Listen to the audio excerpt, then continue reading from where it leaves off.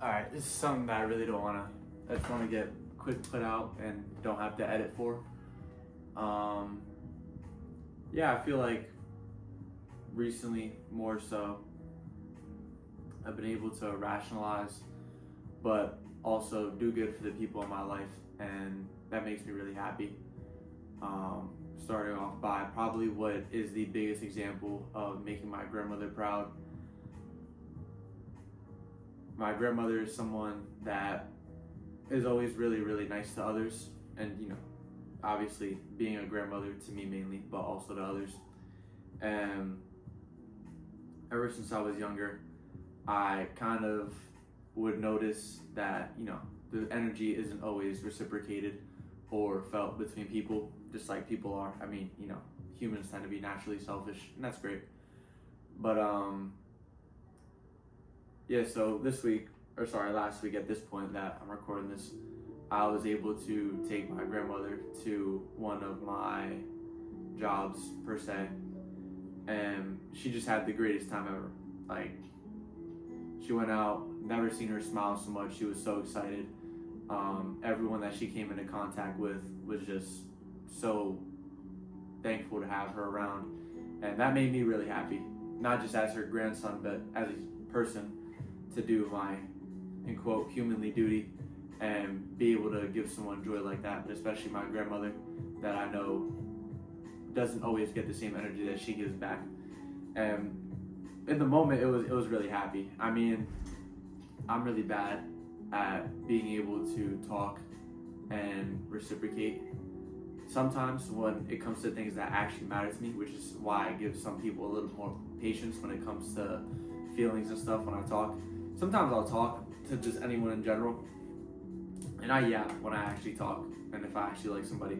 So I'll talk, and then I'll be like, oh, this person might be excited about the news, this person might be excited to talk about that, and then I'll get a big answer or just kind of a short answer in return, and they leave. And I'm thinking, am I the problem? But then I think back to times like this where, for example, my grandmother is there enjoying herself, and I'm extremely happy, but she's kind of just coming up to me, and I'm really bad at expressing important emotions towards people like that, specifically like my mom, my grandmother, stuff like that. It's just something I have to work on. I think that as people, the more that something actually matters to us, the harder we struggle to express it. And for that, I'm not 100% sure why. But yeah, and in that moment, she just came out to me, I'm so proud of you, blah, blah, blah, and started going and talking about how amazing everyone was and how amazing the girls played and all that stuff. And I kind of just scooted her along and was like, that's great, Grandma, let's go. But I'd be lying if I said when we got in the car and she was talking about how great everyone is. She loved these 2-3 kids especially, just from watching them play and talking about their energy and stuff. And I'd be lying if I said that I didn't tear up in that moment because of not only how proud she was of me, but the fact that I got to make my grandmother's day and moment. And that really means something to me, And more so especially, I feel as though I've been able to do my, again, humanly duty, and I'll go into a bit of describing that and what it means to me myself. So to me, we're put on this planet to communicate, evolve, and transcend what we had before us, right? So in my eyes, other animals have coding per se. With each generation, they kind of just do the same thing again and again. Some species, have a form of evolution that's cool, right? But the communication stays the same for the most part. You might get a genetic mutation out of some animals over time to adapt to different environments and stuff like that. But the coding pretty much stays the same. Humans, obviously being a category of animal, are a little bit different because of the fact that we are able to communicate and pass down knowledge from generation, right? Like, we have a means of communicating not just with our mouth, but writing and leaving stuff behind for the next generation to continue off of, right? So like examples of Miyamoto Musashi, Einstein, all those other big creators, they left something for us to be able to work off of. So to me, if you're not doing that for other people, not just going out of your way, not just helping other people on your own time, but helping other people on their time and making time for other people, then I just feel like you're doing something wrong, right? You don't have to go crazy out of your way, because I used to do the opposite, but I've learned that going a little out of your way goes a mile, and if you're able to do it, then do it. That's why I rework my schedule so much to be able to show up for so many different people, because that just, to me, especially within the past month, is just what it means to be human. And my philosophy has always been that showing up matters the most. Showing up with a sense of purpose, but a sense of purpose not just for yourself, but a sense of purpose for others too, right? So it's been nice recently to get a little bit of more love and recognition in a sense for it, but the recognition doesn't always matter. Like, to me, it's never about recognition or money or something. Like, everybody's different and all that stuff. So maybe to some people it does matter. Like, everyone always says that it's not about the journey, it's about the destination and all that extra stuff. But for some people, it might be about the destination, For some people, it might be about the journey. Everyone's different, from just basic human anatomy and psychology that we have. We know that people are sometimes left brain thinkers or more dominantly right brain thinkers. So, it just gets so complex, and everyone's different. There's not really just one solution to a lot of different things, and I'm someone that firmly believes in that. Now, they're wrong, definitely. There's the same way there's a million different right solutions, there can be a million different wrong solutions, and it kind of balances out in the situation given. But you just have to learn to live and adapt to each situation. But anyway, not to go off on a tangent, but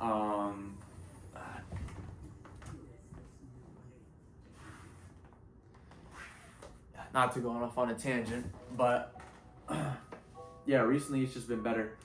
Hearing my grandmother say she's proud of me, hearing my mom say that she's proud of me, and honestly, just community outreach. I mean, seriously, I don't really talk about it too much at work, no matter where I'm at or whatever, but just talking about them and seeing people's reactions and faces and just compliments pouring into something that I poured in so much time and soul to is just, it's really amazing. I mean, seriously, the other day, we were talking to someone, and I'll get story reactions or stuff like that, story response about how this person's good, blah blah blah. But to see someone get defended in real life and not just stories, seriously incredible and a beautiful thing to see. I think it builds community, trust, and quite frankly, just love. And honestly, one of the bigger parts of humans, to me at least, is the fact that it's kind of obvious and we know this, but we need good relations and communication skills, right? So to me at least, surrounding yourself with the right people, and I feel like within the past month I've done a goodish job of, I don't want to say a goodish job, better than I normally do, because usually I just put a lot of time into people and then I don't see it back, but a better job of choosing where to be, right? And the people around me. I feel like just maybe maturity at my age, I guess, and just growing into being almost a 20-year-old in 4 months at this point. So yeah, and I feel like, good human relation is just always better, right? So a lot of the time that we're in our own head, we think that everyone else around us just has it figured out, and that's just frankly not true. I mean, my sophomore year of high school, which was 4 years ago, yes, going to be 4 years ago, I had the absolute privilege and honor of receiving a compliment from what you could say was one of my teachers of my sport at the time. And he texted me, he was like, dude, I wish I could be like you. You're never in your head. You're always smiling and joking around and making us laugh and just playing good ball and stuff. And I'm sitting here looking around. What? Are you serious? Like, at the time, I was always in my head. Always. But I guess that's just how we naturally operate. Like, we're just so self-driven by human law and human nature that we tend to perceive things as that way, that everyone else just has it figured out. But that's just not true, quite frankly. And having worked and talked to so many people about that is just really interesting to see. And I think a lot of it has to do with human relationships, not just romantically, but again, a lot of other categories, platonically, romantically, and all that stuff. And I'll try my best to,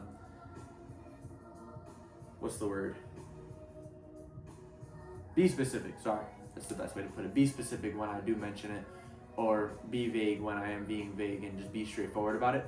But in anything, just relationships. It doesn't have to be romantic or platonic or anything like that. It doesn't have to be a coworker or whatever. Just, it always feels better to just get it out, right?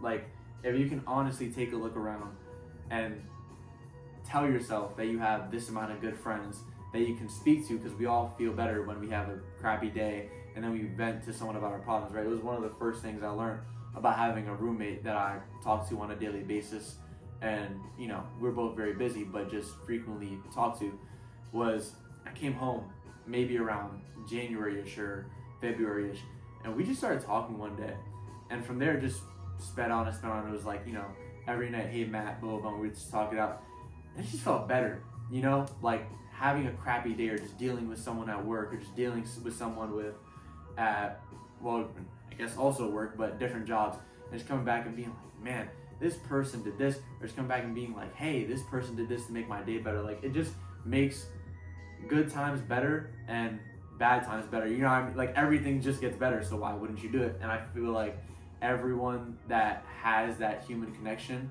of being able to have someone to call or text or just talk to and really exemplify that level of human relation that not a lot of us get at that level, can honestly say that they feel better. And if you don't, then guess what? You know, we're social creatures at the end of the day. One of the only ones. So you can always change that just by, I promise you, you have one person in your life that really cares about you. By just reaching out to that person and getting groups and stuff like that. And it's funny how people don't acknowledge that we're social creatures at the end of the day, just because now we're always on our phones or inside or, you know, kind of more isolated, but it doesn't change the fact that we're social creatures. And to me, that's the most interesting part. There's one more level that I would like to talk about and say that I've had the privilege of experiencing not only once in my lifetime, but twice actually on two different levels. One was on a romantic level, right? And growing up, my mom and other adults also told me this, that I was so blessed to have something so long and not only have longevity, but quality, right? So young, and every little thing, and people misunderstand this, every little level of a relationship, whether it be romantically or platonically or any other in-between category, is going to have some level of hard trust, right? But it's through fighting through those problems and finding solutions and just sticking around that we're able to truly experience and come to this level of love that I'm talking about, right? And that's the level of connection, whether it be platonic or romantic or anything in between, of a relationship where we genuinely feel connected to that person's soul, right? So like, as again, people, we kind of have a boundary, we keep a wall up with so many other people, but the most beautiful and honestly hard to reach level of relationship is when those two walls kind of just, you could say mend together, but just melt, you know, and two people really just become one, like two souls just become one. And that can happen on any level. It could be between two people romantically or just platonically, you know, between friends or just romantic partners. And again, I had something so young from both perspectives, actually. You know, what a blessing, seriously. Like, from a romantic level, a relationship that young, and from a platonic level, you know, I always had Kaden growing up that I could consistently rely on for the most part. And to be able to have that is just such a blessing that not too many people are able to experience. And from a relationship standpoint, especially growing up, people always told me that it was really, really rare and to not take it for granted. And I really didn't learn that until it ended. I mean, all good things, you only appreciate good things when they end, right? So maybe about a year afterward when I actually realized that. But growing up, yeah, always had that, and people told me not to take it for granted. Of course, like every other child, I did. And it really was something that I cherish and bring forward to me into every new relationship too, right? Like, you know, it's cool to, how do I explain? Not forget the person. It's cool to accept someone for who they are. And by accept someone for who they are, I mean accept someone for who they are, whether it be someone in your life or someone that is leaving or someone that may have tragically passed, you know. It's just accept things for what they are, and bring that into every new bit of relationship that you're able to discover in any different way. One of the biggest things that I always tell any setter is just to be able to communicate, right? Like, not a lot of setters talk. And my biggest form of communication, actually, funnily enough, all started from a relationship at a young age, because I had to learn, if I really wanted to keep something around that I cared about, that I would have to communicate. And that just doesn't go for a romantic, but platonic, but also coworkers and, a million other different people that you're going to interact with on a daily basis. And so I think that's where that stems from. And I think that's a pretty good summary of what I was able to learn from that side of it. My platonic relationship was always a bit more different, right? Like, in both sides, you more so view them as someone that sticks around forever. And it's funny because in my mind, and I couldn't really fully break it down, but people tend to view romantic as something that is long-term but can end at any given minute, right? Like, it always just keeps you on edge for the most part. And it's funny because when you first meet someone in that degree, no matter what level of a relationship it may be, you're always on edge at first. And it keeps you kind of intrigued in the other person. And I find that in the beginning, right, it's really easy, like, to keep an interest in someone. But as time moves on, you get more comfortable. And you start to feel like, I know this person, but that's just simply not true, right? Because the same way that we're always changing internally, and it's just because we're naturally self-centered, other people are always changing internally. And I find that really interesting that people tend to forget that. And yeah, so the more that you can just always kind of remember that and just learn from any level of perspective of a teammate or a romantic partner or a coworker or a friend, it's just like people really value that, just being mindful. And to me, being mindful is defined as just being in the present moment, like exactly what I described. Like, we're always changing, right? The minute you say now, it ceases to be now. So being mindful is just always being in the given present moment. And that always changes. And that's really a tough concept to understand because humans tend to have a more complex version of time in their head than it actually is. And it's simply just to accept that we're always living in the moment.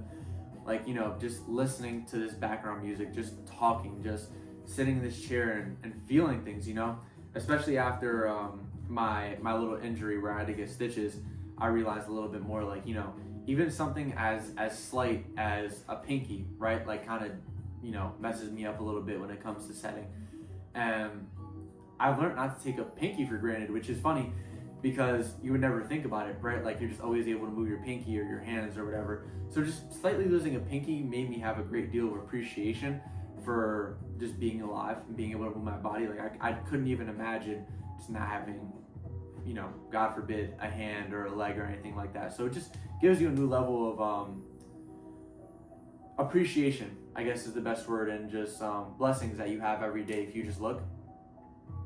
And I find I learned that more from my platonic friendships growing up, which I will always and 100% say was Caden growing up. Was, even though we were different, we always had each other's backs, especially growing up. And that's something that I, no matter what happens, don't care if we never talk again, I will always cherish, because I never really had that growing up. And I was always taught to just never trust anyone. But being able to learn all those lessons from him about not just myself, but other people, and being able to look into other people, is something that I would genuinely always cherish, no matter how life may turn out. But yeah, so one thing that made me appreciate things more this week was I actually sliced my finger open at work, and I was very angry that entire day. I mean, seriously, don't even get me started, right? Like, I'm not the type of person, I'm very blunt when I'm angry, and I sliced my finger open at work. Like, as soon as I knew it was over, so I went to get stitches, hopped right back into work, and that was fine. I was so mad. Oh God, don't even get me started. Just from the day before, if I could be, just completely blunt, I don't like not showing up. It's my biggest pet peeve. If I ever don't show up, just know I'm very, very mad about it, really very mad about it. And so I was already mad from the day before, and then I slit my finger open, and they're like, well, you gotta get stitches. I went to a dinner after I sliced my finger open, and just because I hate not showing up, no matter who it's for. I mean, if you show up and it's not appreciated, then hey, maybe just rethink it for the next time or whatever and all that stuff. But I think genuinely 99% of the time you should always show up, unless you're just not appreciated blatantly or you're disrespected blatantly. So whatever, I show up, then I end up driving after I got cut before the dinner. I'm a big communicator, so I text whatever the dinner I had to go to, and I said my apologies. I like to keep things very bluntly and professionally. I said my apologies, I cut my finger, I'll be a little bit late, blah blah blah. Even if it gets no reaction, I just like to communicate, because I find that communication is the biggest form of, again, humans, and understanding communication. That's why it's really a blessing for that melding of experience, a once in a lifetime relationship like that, because the more that we meld together, right, it's not just body but mind and soul. And in that order, the reverse actually is what we think, right? Like we think with our subconscious, which is to me our soul, our character. Then we go to the mind, and then we communicate with the mouth. So if you're able to merge with someone on that level, then you're able to completely understand them, which is such a blessing and a really not recognized enough, underrated blessing and skill to be able to, a privilege to have with other people. And again, like besides two people that I can name off the top of my head, which is Caden when we were younger, up until a really recent point, and hopefully the future, God willing, and blessing with other people. Also just romantically, I've had that before, so from both perspectives I can say I've been blessed. It's just really, really a privilege and an honor, and no matter what happens in anything, if you've achieved that or have even come relatively close to that, don't ever take it for granted or disrespected, no matter what terms you guys might be on. And yeah, so I end up going, and I'm holding my finger in line with my thing, and I'm thinking to myself, because I'm very blunt in my thought process too. I have a Jersey Mike's napkin over my finger, and I'm walking to the front of the line, and there's this guy, he's arguing really fast, and I really want to cut in front of him and just be like, hey, my finger is literally slit like inches deep, and I need a medical attention now. But I'm sitting there, and it's not that bad. So I sit there, and this guy in front of me is talking about personal things about finance that was up to him completely, and I'm not gonna go into. But he's talking about finance, and me behind, kind of like having my natural selfishness of my human nature wants to be like, hey, get out the way, I need my medical attention. But I went forward, doctor or pharmacist was like, hey, it doesn't look too bad, can I just take this guy first? I'm like, yeah, no problem, because I trust whatever he says.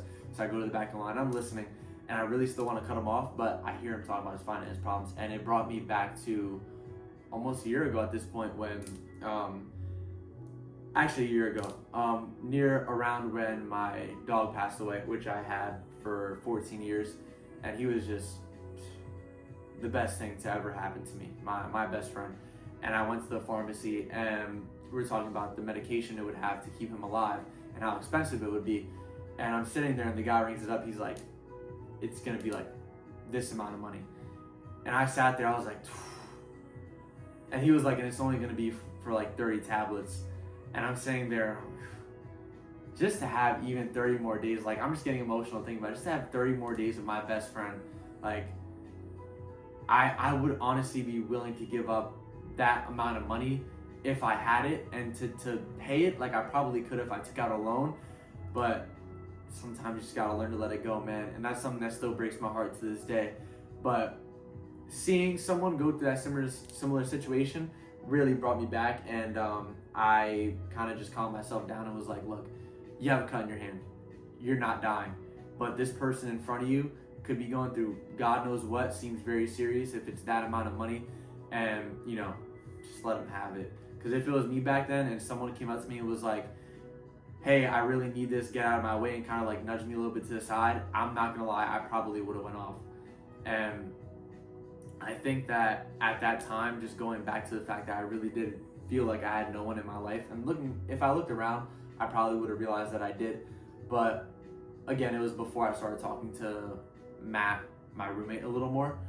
And I just really didn't have that moment, you know, that really important human connection of just being able to let stuff go. Like, you know, I just kept it all in. I probably would have went off on him.